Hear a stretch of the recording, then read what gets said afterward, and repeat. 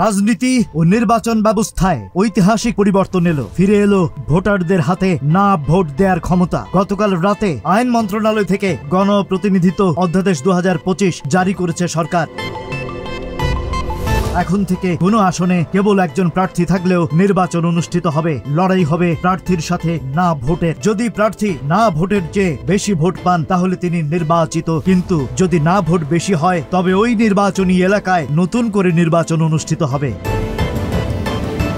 তবে সংশোধনীতে বলা হয়েছে, যদি দ্বিতীয়বারও কেবল একজন বৈধ প্রার্থী থাকে তবে রিটার্নিং অফিসার তাকে নির্বাচিত ঘোষণা করবেন। সবচেয়ে গুরুত্বপূর্ণ হলো, আপিল নিষ্পত্তি না হওয়া পর্যন্ত কাউকেই বিনা প্রতিদ্বন্দ্বিতায় নির্বাচিত ঘোষণা করা যাবে না। এই সংশোধনীর মাধ্যমে ভোটারদের মতামতের গুরুত্ব বাড়ানো হলো। Rajib Raihan, news flash 71।